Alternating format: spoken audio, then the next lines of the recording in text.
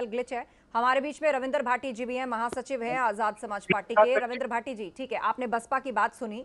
वो लोग ये टॉलरेट नहीं कर पा रहे हैं, इस चीज को एक्सेप्ट नहीं कर पा रहे हैं कि एक दलित नेता के तौर पर चंद्रशेखर रावण का जिक्र क्यों आता है।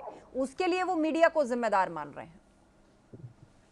देखिए, आजाद समाज पार्टी के राष्ट्रीय अध्यक्ष एडवोकेट चंद्रशेखर आजाद जी, जिन्होंने पिछले 8 वर्षों में अपने संघर्ष के दम पर पूरे देश के अंदर बहुजनों की आवाज को उठाकर जहां पर जुल्म ज्यादती होती थी वहां पर जाकर आंदोलन किए, न्याय दिलाए और आजाद समाज पार्टी के रूप में जनता के सामने एक विकल्प रखा।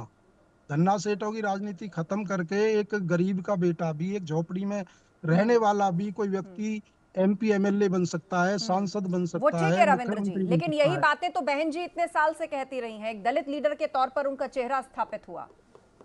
देखिए, बहन जी ने अपने समय में कार्य किए, अच्छे कार्य किए, हम उनका सम्मान करते हैं। हम्म। लेकिन आने वाला दौर आजाद समाज पार्टी का है। और जो बाबा साहब और मान्यवर काशीराम साहब की विचारधारा को यदि कोई देश में आज आगे बढ़ा रहे हैं या ऊंचाइयों पर ले जा रहे हैं, तो वो आजाद समाज पार्टी के राष्ट्रीय अध्यक्ष एडवोकेट चंद्रशेखर आजाद जी हैं।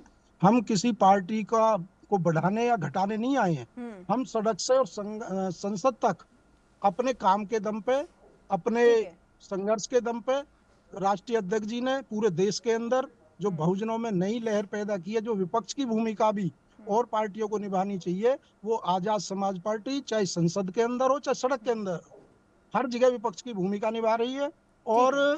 जो आजाद समाज पार्टी, मैं आपसे कहना लेकिन चाहूंगा कि एक पार्टी रविंद्र नहीं। जी, अब क्या होता है कि जो दलित वोटर है उसके अभी तक ये माना जाता था कि वो बहन जी या बहुजन समाज पार्टी के प्रति पूरी तरह से समर्पित है, वो जनता के बीच में जाएं ना जाएं, वो केवल प्रेस कॉन्फ्रेंस करें या वो एक आधा भाषण संबोधित करें, वो दलित वोटर जो है वो सीधे बसपा से जुड़ जाता है। लेकिन अब आप लोग मैदान में हैं तो कहीं ना कहीं दलितों के पास भी ये दो ऑप्शन है और फिर ये भी सोचना है कि कौन किसके साथ जाएगा या कौन किसके देखिए, वोट काटेगा। आपस में आप देख एक दूसरे के वोट काटेंगे। हाँ।